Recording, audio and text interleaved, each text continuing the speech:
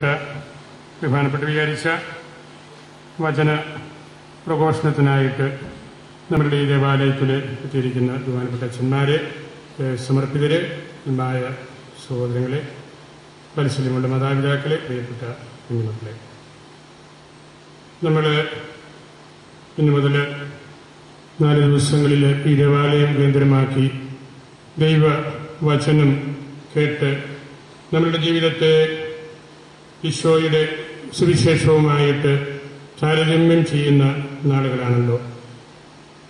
ഞാൻ ഈ അവസരത്തിൽ പഴയ നിയമത്തിലെ പൂർവ്വപിതാക്കന്മാരിൽ ഏറ്റവും പ്രധാനപ്പെട്ട ആളായ അബ്രാഹത്തിന്റെ ജീവിതത്തിലെ ഒരു സംഭവം മാത്രം ഏതാനും നിമിഷങ്ങൾ പറഞ്ഞ് അതിൻ്റെ ഒരു ആത്മീയ ചിന്ത നിങ്ങളുമായിട്ട് പങ്കുവയ്ക്കുകയാണ്. ഉൽപ്പത്തി പുസ്തകത്തിന്റെ പ്രധാനപ്പെട്ട പ്രമേയം പൂർവ്വപിതാക്കന്മാരെക്കുറിച്ച്, അബ്രാഹത്തെക്കുറിച്ച്, ഇസഹാക്ക്, യാക്കോബ്, ജോസഫ് എന്നീ 4 പ്രധാനപ്പെട്ട പിതാക്കന്മാരുടെ ചരിത്രമാണ്. അവരുടെ ഭാര്യമാരുടെ ചരിത്രമാണ്.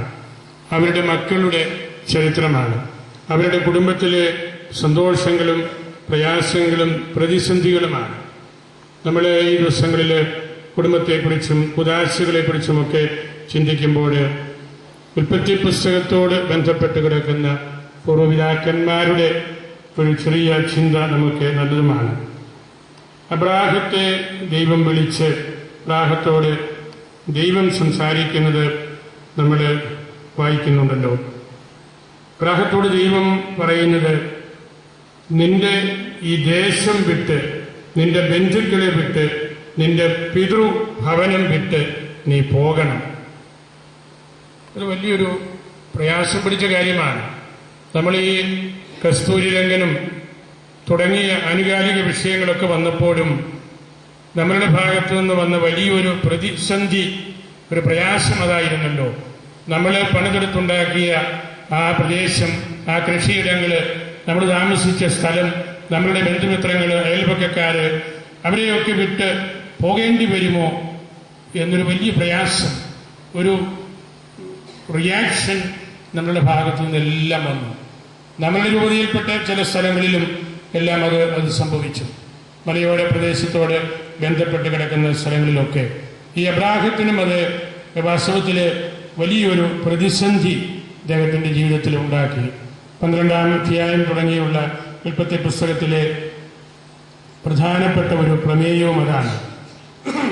പക്ഷേ അവിടെ നമ്മൾ കാണുന്നത് വെറുതെ അങ്ങനെ ഇറങ്ങിപ്പോകാനല്ല ദൈവം പറഞ്ഞത്. ദൈവം പറഞ്ഞത്, നിന്നെ വലിയ ഒരു ജനതയാക്കും, അബ്രാഹം അനുഗ്രഹിക്കപ്പെട്ടയാളാകും, അബ്രാഹം തന്നെ ഒരു അനുഗ്രഹമാകും, അദ്ദേഹത്തിന്റെ പേര് വലുതാകും, ദൈവത്തിന് പ്രീതികരമായ ജീവിതം നീ നയിക്കും.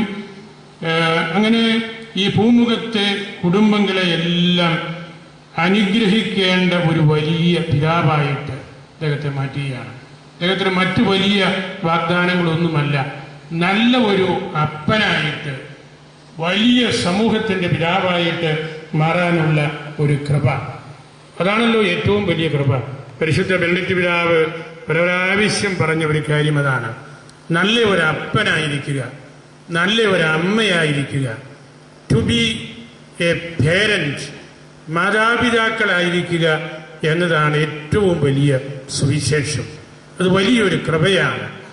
നമ്മളൊക്കെ ഇവിടെ നിൽക്കുന്നത് നമുക്ക് നല്ല അപ്പനും അമ്മയും ഉള്ളത് കൊണ്ടാണ്.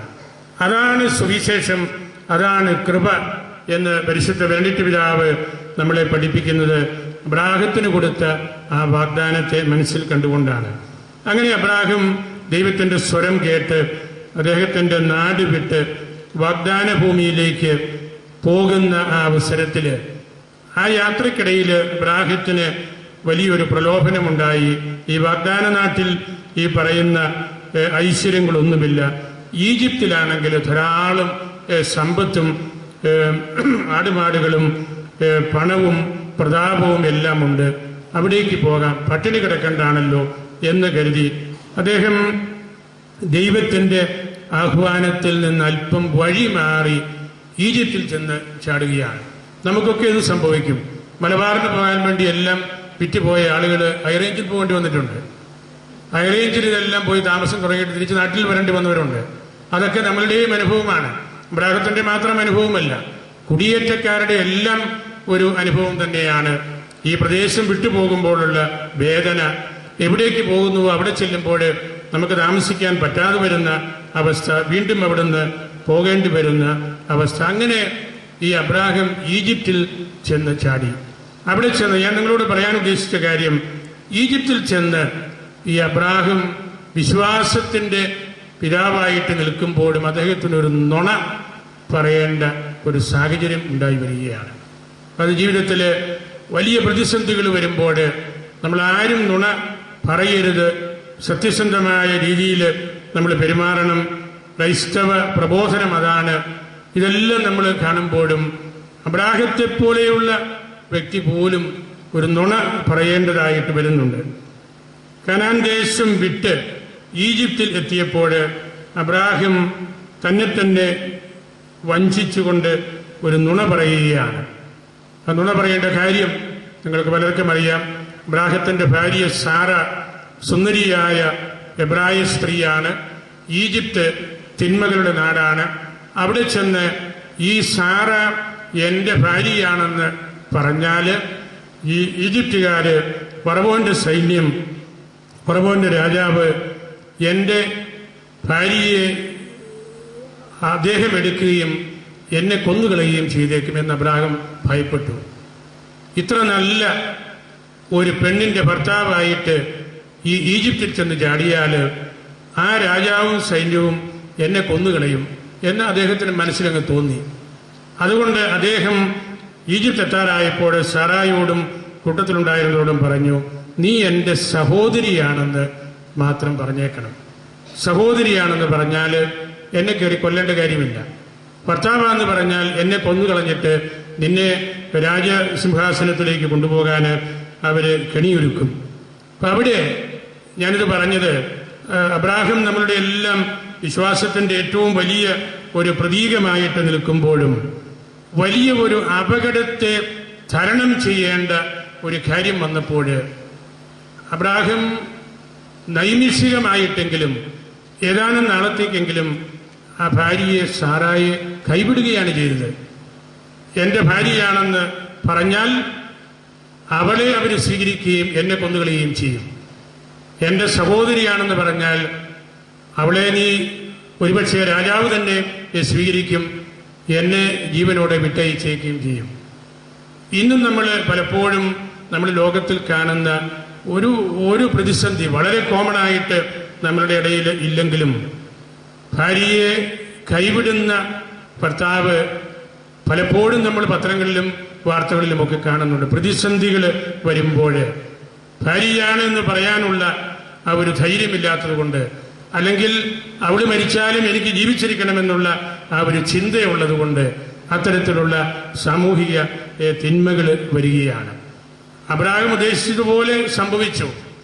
ഈ സാറായെ കണ്ടപ്പോൾ ഈ രാജമന്ദിരത്തോട് ബന്ധപ്പെട്ട ഫറവോന്റെ ആളുകൾ ഈ സാറായെ പിടിച്ചുകൊണ്ടു പോവുകയും അവിടെ താമസിപ്പിക്കുകയും എല്ലാം ചെയ്തു തുടങ്ങിയപ്പോൾ അബ്രാഹത്തിന് വലിയ വിഷമമായി.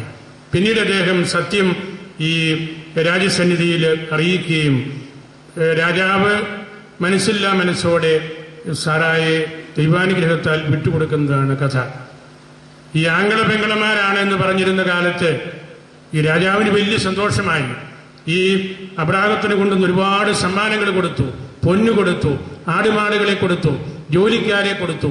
ഇവര് പുറത്തുനിന്ന് ചെന്നവരാണല്ലോ. ഇപ്പൊ നല്ല ജീവിത സാഹചര്യങ്ങളെല്ലാം ഒരുക്കി കൊടുത്തു. വേദപുസ്തക പണ്ഡിതന്മാര് പറയുന്നുണ്ട്, ഒരു വലിയ കല്യാണം കഴിഞ്ഞ് നമ്മളുടെ വധൂവരന്മാർ ആദ്യം സ്വന്തം വീടുകളിലൊക്കെ വരുമ്പോൾ കൊടുക്കുന്ന ഒരു സ്വീകരണം പോലെ അബ്രാഹം ഇങ്ങനെ സ്വീകരണം വെറ്റി വാങ്ങിച്ചുകൊണ്ടിരിക്കുക. നല്ലൊരു പെങ്ങളെ കൊണ്ട് കൊടുത്തല്ലോ എന്നുള്ള മട്ടിൽ രാജാവ് എടുത്തതുകൊണ്ട് അപ്പോൾ അദ്ദേഹത്തിന് വിഷമമായി. അദ്ദേഹം രാജ്യസഭയില് ഈ കാര്യങ്ങൾ അറിയിച്ചു. ഭാര്യയാണെന്ന് തുറന്നു പറഞ്ഞു. ഭാര്യയെ വിട്ടുതരണമെന്ന് പറയുകയും അങ്ങനെ ഫറവോ ഈ സാറായെ തിരിച്ച് വിട്ടുകൊടുക്കുന്നതാണ്. ഒരു കണ്ടീഷൻ മാത്രം പറഞ്ഞു, ഈ രാജ്യത്ത് നിങ്ങൾക്ക് ഇനി ജീവിക്കാൻ അവകാശമില്ല, കൊന്നുകളയേണ്ടതാണ്. അബ്രാഹത്തിനെ കൊന്നുകളഞ്ഞ് ഈ സ്ത്രീയെ അവരുടെ കീഴ്വഴക്കമനുസരിച്ച് അങ്ങനെ സംരക്ഷിക്കാവുന്നതാണ്. പക്ഷേ ദുഷ്ടനായ ആ ഫറവോ പോലും അത് ചെയ്തില്ല. ഈ രാജ്യം വിട്ടു പോയിക്കൊള്ളണം എന്ന് മാത്രം പറയുകയും അബ്രാഹാം ഈജിപ്തിൽ നിന്ന് തിരിച്ച് പോരാനുള്ള പശ്ചാത്തലം നമ്മൾ ആ ഒരു പ്രത്യേകമായ സാഹചര്യത്തിൽ കാണുകയുമാണ്. ഞാനിത് പറഞ്ഞത് കുടുംബജീവിതത്തോട് ബന്ധപ്പെട്ട് നമ്മൾ ചിന്തിക്കുമ്പോൾ ഉണ്ടാകാവുന്ന ഏറ്റവും വലിയ പ്രതിസന്ധികളിൽ ഒന്നാണിത്. ഒന്നായിരിക്കേണ്ട ഭാര്യയും ഭർത്താവും. ഈശോ പറഞ്ഞല്ലോ, അവരൊന്നാണ്, അവർ രണ്ടല്ല. അവർ രണ്ടാണെന്ന് അബ്രാഹാം അവിടെ ചെന്നപ്പോൾ ചിന്തിച്ച് വച്ചായി. അവൾ പോയാലും എനിക്ക് ജീവിക്കണം, എൻ്റെ ജീവൻ പ്രധാനപ്പെട്ടതാണ് എന്ന് അബ്രാഹാം രണ്ടായിട്ട് അവിടെ ചിന്തിക്കാനായിട്ട്, അല്ലെങ്കിൽ അങ്ങനെ അദ്ദേഹം ബലഹീനനായിട്ട് മാറുകയാണ്. പക്ഷേ ദൈവത്തിൻ്റെ കരം അബ്രാഹത്തോട് കൂടെ ഉണ്ടായിരുന്നു. അബ്രാഹാം നമ്മളുടെ എല്ലാവരുടെയും പിതാവാണ്. രക്ഷയിലേക്ക് കടന്നു വന്ന എല്ലാ സമൂഹങ്ങളുടെയും പിതാവായിട്ട് ദൈവത്തിൻ്റെ ഉടമ്പടിയുടെ തുടക്കവും അതിൻ്റെ കാതലും നമ്മൾ കാണുന്നത് അബ്രാഹത്തിലും സാറായിലുമാണ്. അതുകൊണ്ടാണ് ദൈവം അപകടകരമായ ആ ഒരു സാഹചര്യത്തിലും അവരെ സംരക്ഷിക്കുന്നതും ഈ സാറായെ അബ്രാഹത്തിന് വിട്ടുകൊടുക്കുന്നതും. നമ്മളത് ഈ നോമ്പുകാലത്ത് നമ്മുടെ പ്രാർത്ഥനകളിൽ ഭാര്യാഭർത്താക്കന്മാരായിട്ട് ജീവിക്കുമ്പോൾ, മാതാപിതാക്കളായിട്ട് ജീവിക്കുമ്പോൾ, മക്കളോടൊത്ത് ജീവിക്കുമ്പോൾ, നമ്മൾ എന്തു വന്നാലും ഭാര്യ, ഭർത്താവ്, മക്കള്, അപ്പൻ, അമ്മ, വല്യപ്പൻ, വല്യമ്മ, ആ ഒരു ബന്ധത്തെ നിഷേധിക്കാൻ പാടില്ല. അത് നിഷേധിക്കുമ്പോൾ നമ്മൾ രണ്ടാവുകയാണ്, നാലാവുകയാണ്, പലതാവുകയാണ് എന്ന് നമ്മൾ തിരിച്ചറിയണം. നമ്മൾ നല്ലൊരു ക്രൈസ്തവ കേന്ദ്രമാണ് ഈ ഇടവകയും ഈ പ്രദേശവും. ദൈവത്തിന് നമുക്ക് നന്ദി പറയാം. നമ്മുടെ ജീവിതത്തെ നമുക്ക് പ്രത്യേകമായിട്ട് പരിശോധിക്കാം. നിങ്ങളെല്ലാവരെയും, വിയാരീച്ചനെയും ധ്യാന പ്രഘോഷണത്തിന് എത്തിയിരിക്കുന്നവരെയും നിങ്ങളെല്ലാവരെയും അൽഫോൻസാമിയുടെ മധ്യസ്ഥത്തിന് സമർപ്പിക്കുന്നു. കർത്താവ് നമ്മെ അനുഗ്രഹിക്കട്ടെ. ഈശോ മിശിഹായ്ക്ക് സ്തുതി.